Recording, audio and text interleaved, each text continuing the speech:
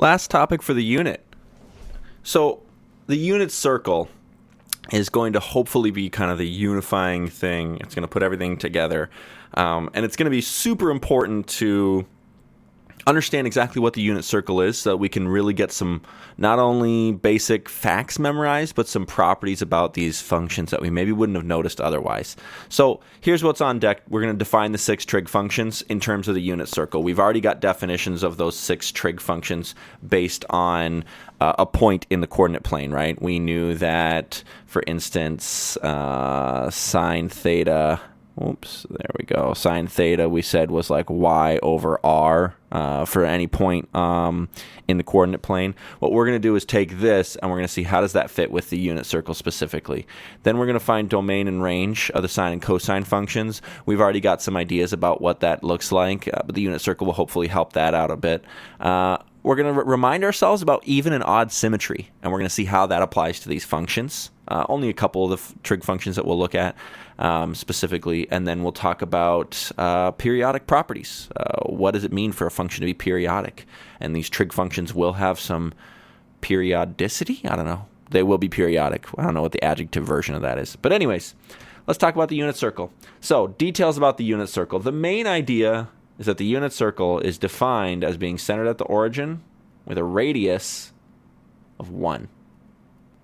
So the definition of the unit circle is x squared plus y squared equals 1, where 1 is what r squared normally would be. So we're just saying, instead of having some unknown radius, radius 1. That's what makes this the unit circle and not just a general circle. If that's the case, then every point on here is some x, y point. Let me get rid of that. There we go. And when we talk about trig functions, for instance, we said sine theta was normally y over r. Well, if r is equal to 1, then we can really have that sine theta is really just y over 1, or y. Similarly, cosine theta used to be x over r, but now, since our radius on the unit circle is 1, we just kind of simplify some of this stuff down. You'll notice that if sine theta is equal to y and cosine theta is equal to x, then we can take this definition of the unit circle and do a direct substitution, and we have cosine squared theta plus sine squared theta equals 1. That's our Pythagorean identity. Oh, let me get rid of that. Let me just type it. Normally we write it with sine squared first and then cosine squared, but whatever. So this is the Pythagorean identity. And we can get that right from what the definition of the unit circle is. So these are just some quick little facts that we have about it, and we'll use these to define these functions. So the main thing that we're going to look at is we're going to grab these, and we'll move on from there. On a unit circle, then, if theta is an angle and xy is a point on the unit circle, again, this means that r is equal to 1 here, then sine theta isn't y over r anymore, it's just y. And cosine theta isn't x over r anymore, it's just x. And for the rest of these, we can say cosecant is still the reciprocal of sine, so now it's 1 over y, and again, don't divide by 0. Secant theta is still the reciprocal of the cosine function, so it's 1 over x. Tangent theta is sine theta over cosine theta, and so it's y over x here, and cotangent theta is the reciprocal of that. You'll notice that this just simplifies the definitions of these functions a lot, because we have one part of this that we don't need to even think about. So we don't have to account for an unknown radius. That's a huge deal, because if we set our radius to be 1, then not only do all these become simpler, because we don't have to account for the unknown radius, but it's not going to lose any generality. What I mean by that is that the ratios of side lengths are all still going to be the same thing. And if you really are stuck on that, you could think about similar triangles if you want. You could think about it like this. Let me draw some sort of a right triangle. Actually, let me do it a little bit differently. I'm going to draw a set of axes. And I'm going to draw a small triangle here. Actually, I'll draw like this. There we go. Here's my small triangle. And then I'm going to draw a bigger triangle up here.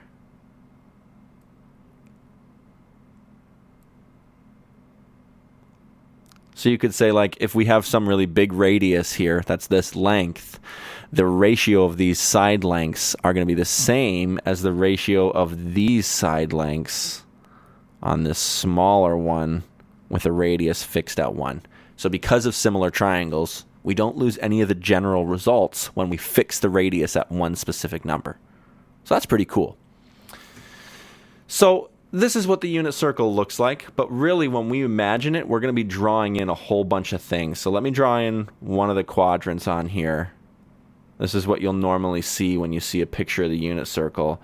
And then I'll add in some details to the rest of it, but what I'll do is I'll put up a picture of the full unit circle on canvas so you can get the rest of the details here. So if I draw these 3 angles where I say this one is our 30 degrees or pi over 6, we already know what these values are because this is our 30, 60, 90 triangle, right?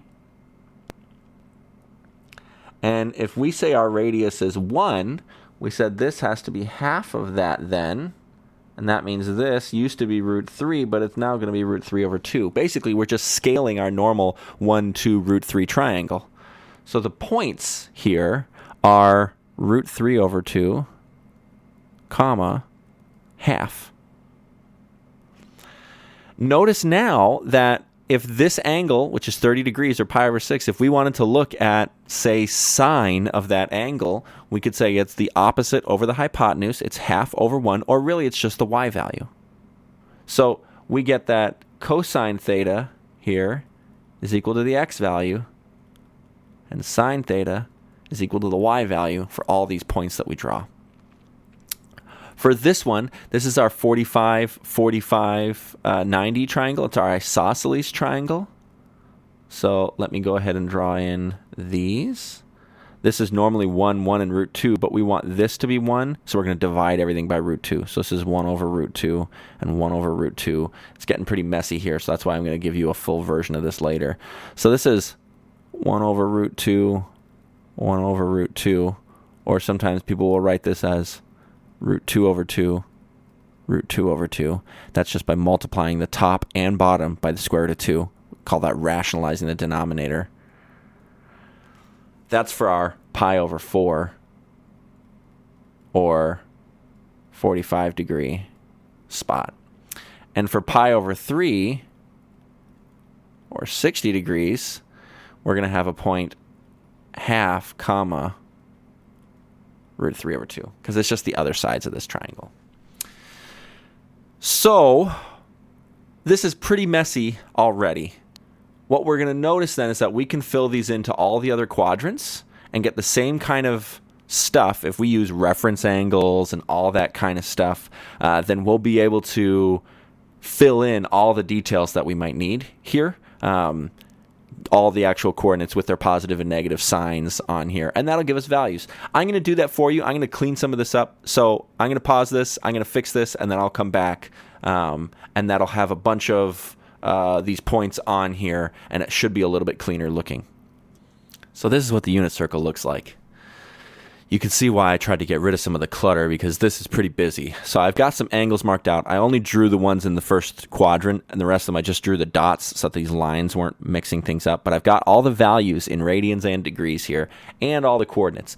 Notice all the coordinate values are the same as this first quadrant, but then they just have like negatives on the x values here, and negatives on the x and y values here, and things like that.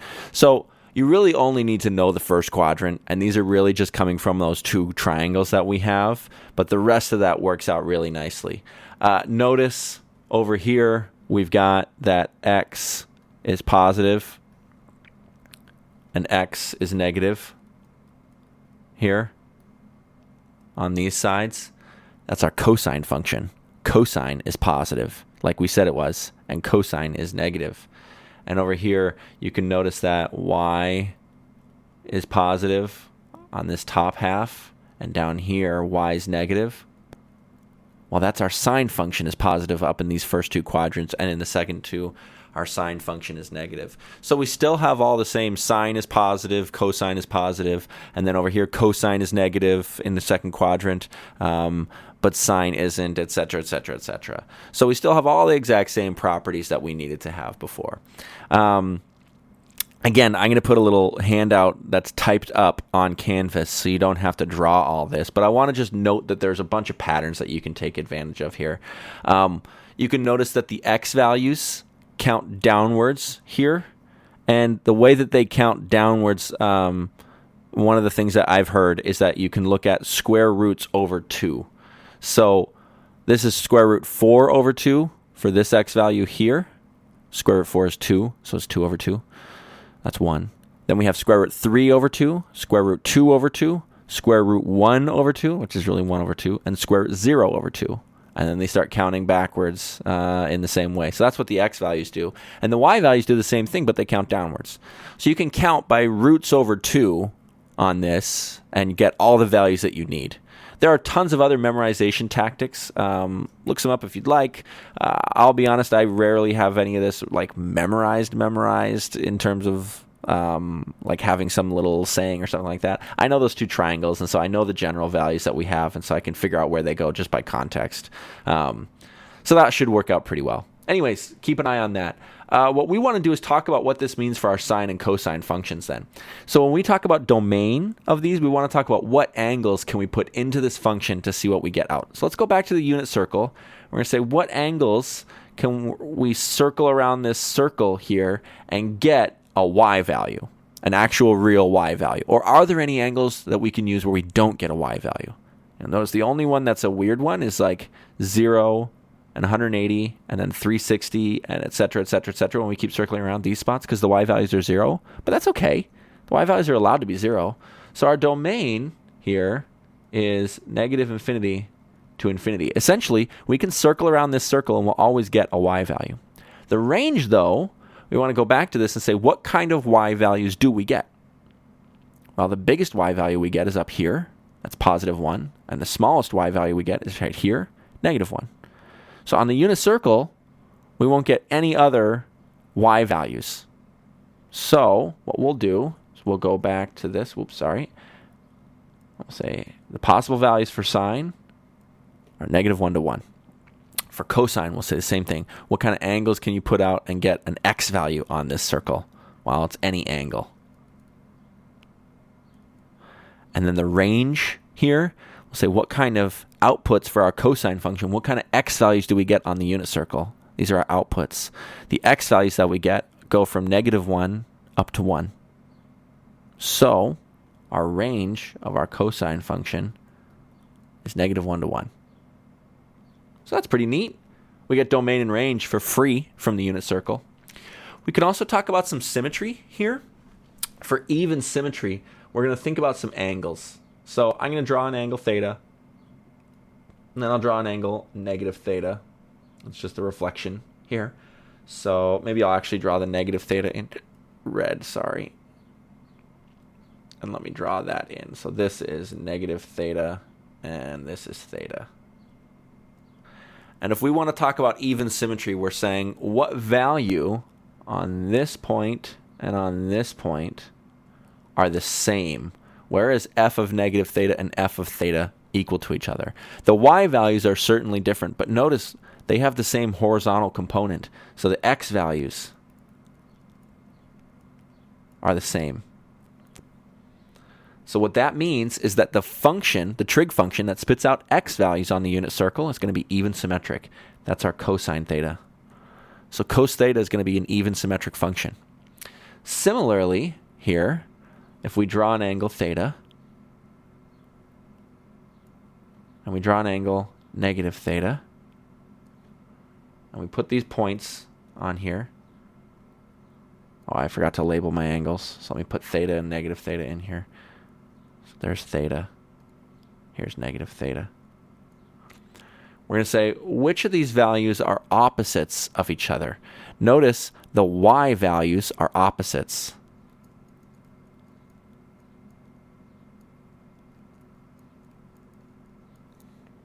So here we have some y value, and here we have a negative y value. So the function that spits out y values on the unit circle, or the sine function, is going to be odd symmetric. So there's what we've got.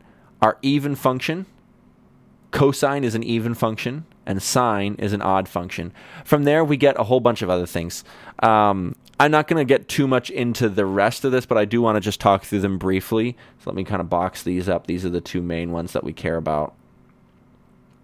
Since secant is just the reciprocal of cosine, it retains that even symmetric property.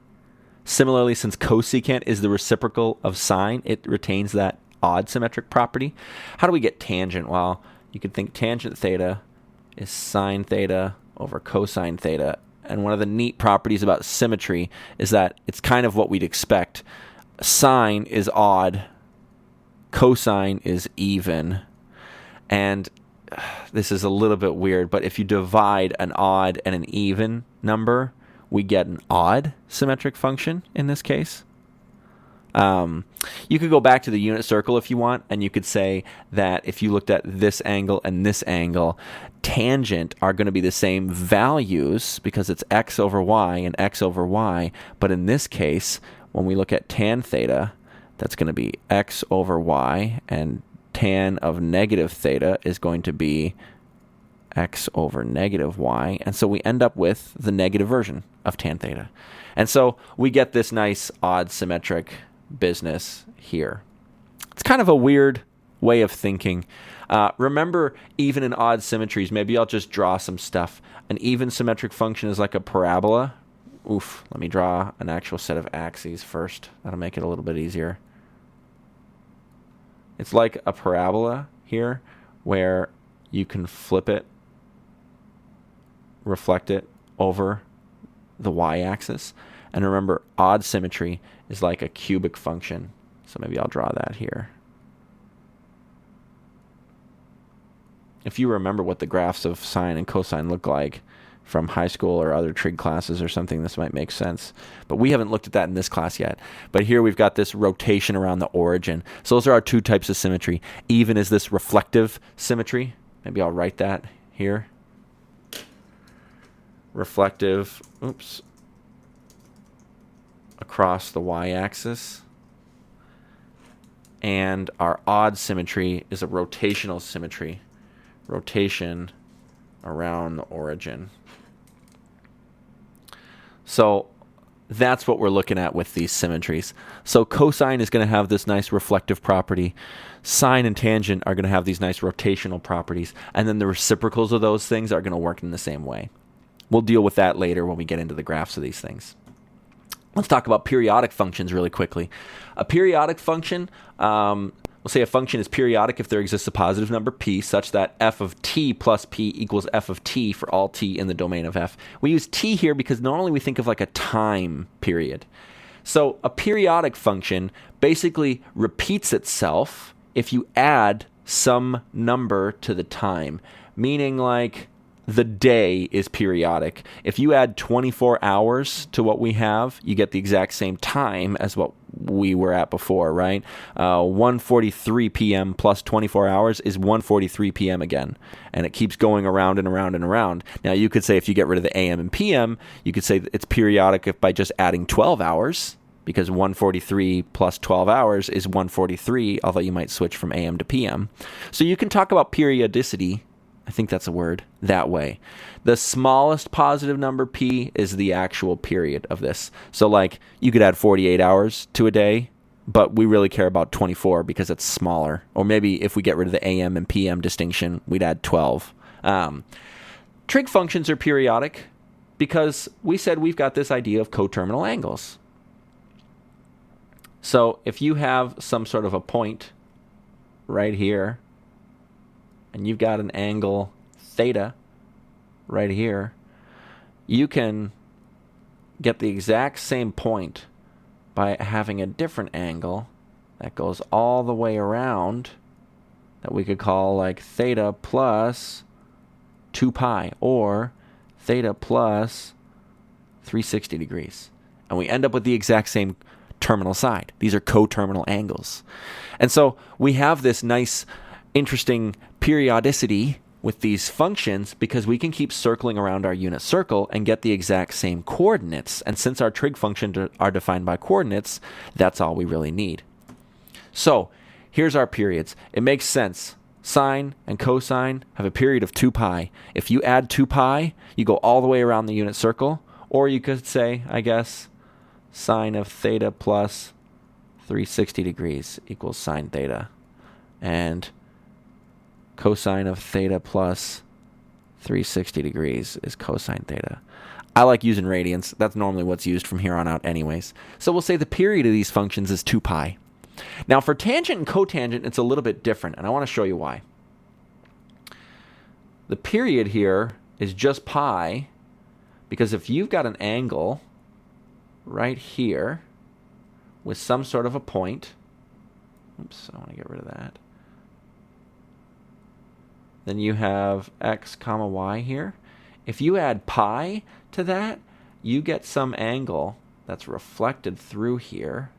And the point down here is going to be negative x, negative y. And since tan theta is y over x, then the other version of this, tan theta plus pi, is negative y over negative x, but that's y over x.